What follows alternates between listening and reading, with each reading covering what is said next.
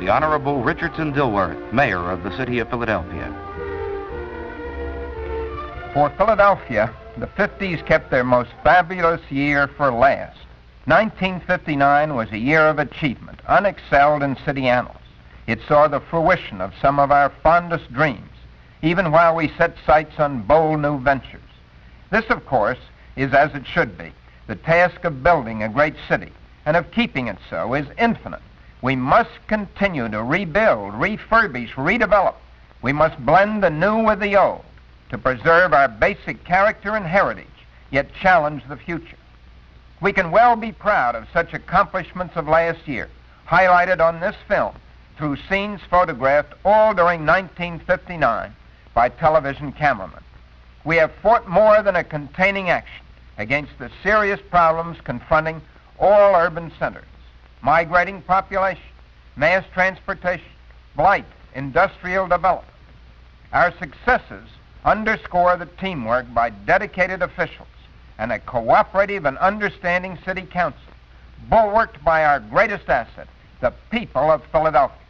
Neighborhood groups, citizens committees, special organizations, and individuals all enlisted with us for civic improvement and good government. 1959 began with a warm new home for children of the storm at the $1.5 million Child Welfare Center, which opened in January in West Oak Lane. Youth Conservation Services pierced to the hardcore families to prevent delinquency. The city's dramatic approach helped beautify our parks while providing gainful employment. Picks, hoes, and shovels replaced possible other tools in work rather than rumbles. There was still time for play at 323 facilities of the city's recreation department, including a new center which opened in January on the site of an old car barn at 16th and Jackson. Youth Conservation Corps work solves another problem of teenage boys: spending money.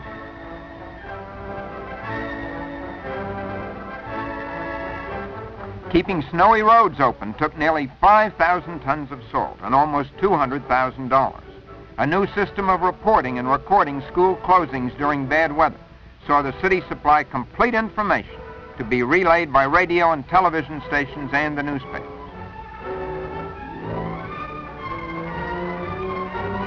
February saw the start of the fifth and last section of the Roosevelt Boulevard extension and the opening of the Schuylkill Expressway all the way to Walt Whitman Bridge.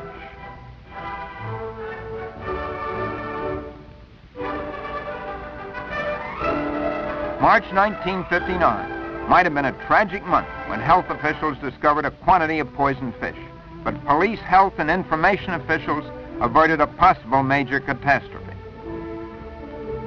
March did have its signs of beauty. The J.C.'s lined South Broad Street with plants, and the Philadelphia More Beautiful Committee added flowers.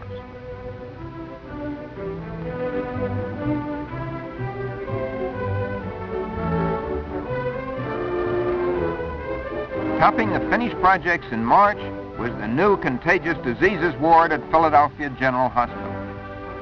Clean block committees in our streets department boosted us to the nation's cleanest city award. I was able to turn off the last gas lamp while stronger men erected new electric and mercury vapor lights. A new building for Temple University symbolizes building there and at Penn and Drexel on land made available by the city's redevelopment authority. Philadelphia firemen won their 4th straight safety award and their 7th straight fire prevention prize. Many losses dropped to a 15-year low and helped the city solicitor fight fire insurance rate increases.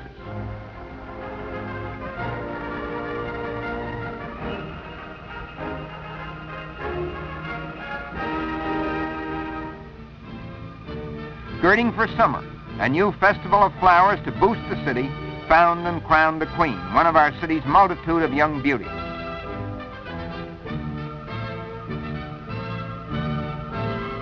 The Recreation Department waited for its summer rush and it came. To meet it, 3 completely renovated playgrounds were opened in May, 5 more were overhauled during the year, and 7 new sites were chosen. 1,500 young Philadelphians went to Camp William Penn in 1959, and 2.5 million enjoyed the city's pools.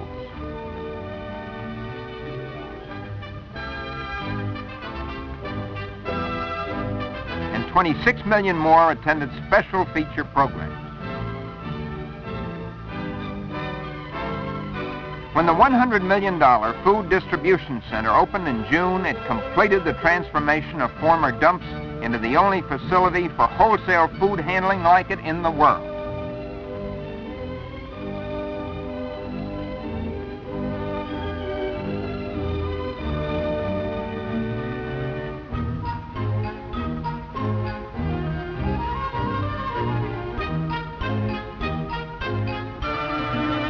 Movement within the city eased as the expressway network lengthened. Also completed were the Spring Garden Street improvement and the Art Museum tunnel. 100 miles of streets hit hard by winter were resurfaced, and 202 new streets were added to the map of Philadelphia.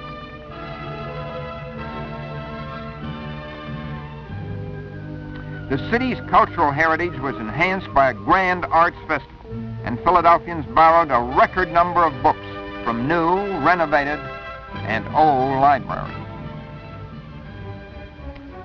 As the food center marked the southeast, fill operations in the southwest began in June for Eastwick City within a city. And to help Philadelphians get a better look, binoculars were made available to almost 120,000 visitors to City Hall Tower. Philadelphians are proud of their heritage. Freedom Week in early July attracts visitors from all over. July 4th, 1959 saw the raising of the new 49-star flag on the same site as the original 13-star. Our city's place as the nation's #1 shrine was reasserted. Hundreds of thousands also visited our Trade and Convention Center, leaving behind an estimated $40 million they spent in Philadelphia.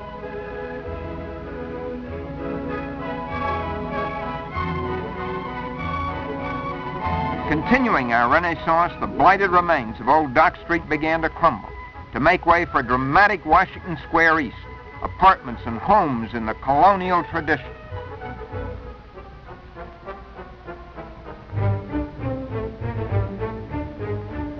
Big, beautiful, breathtaking. August of 1959 saw a commercial jetliner zoom off the International Airport runway, and regular daily jet service began in Philadelphia.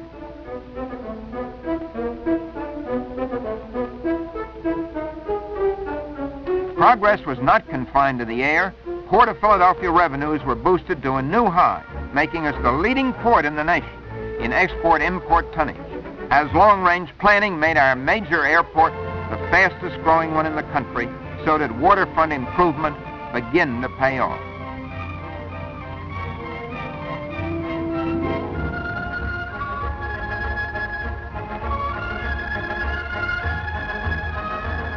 New attention is being paid now to passenger cruises, with the first cruise leaving here in the fall of 1959. Half the city's supply can come from the new $25 million Torresdale filter plant. Largest automatic filter plant in the nation. It was dedicated in September. $23 million more went for sewers, mains, and Northeast flood relief. Philadelphians hailed the start of Operation Northeast in September, after Operation Northwest had already proved a bargain fare boost to commuters.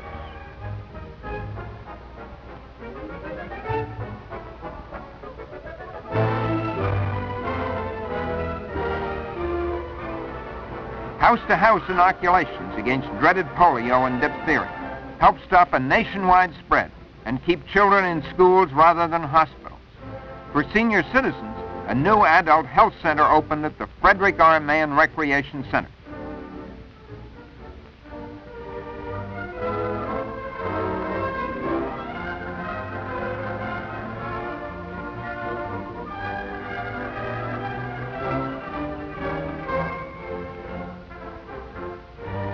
October 1959 saw completion of the new dental clinic at Philadelphia General Hospital, opening of South Philadelphia's redeveloped Dickinson Square, and near completion of the new Manayunk incinerator. Philadelphians showed they approved our progress at the November elections. The councilmanic team and the city administration continued without missing a single step. City construction also went right on. New fire stations, new building permits from licenses and inspections, new inspections to check blight, and new express trains and tracks in the Broad Street subway. Meanwhile, a $24 million contract was drawn up for fine new subway cars for Market Street and Franklin. 4 park and ride and park and shop lots opened, not to mention regular maintenance services to keep city-owned buildings and other properties in shape. And to try to keep the pigeons away.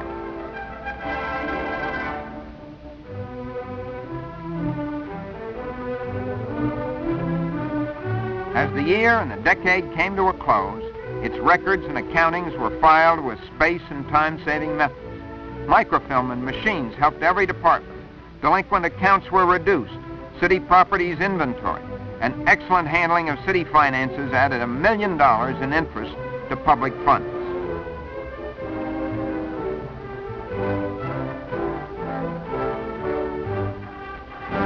A big city takes good policing. Our record of more than 42% of cases cleared by arrest was substantially higher than the national average.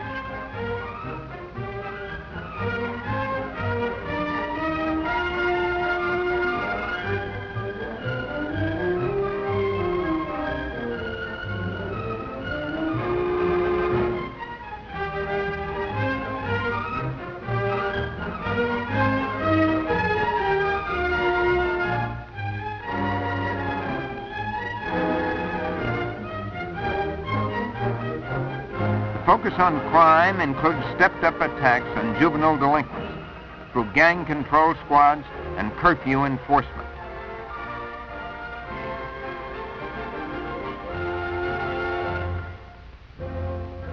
At the end of 1959, our police were planning a canine corps, similar to the program of the Fairmount Park Guard.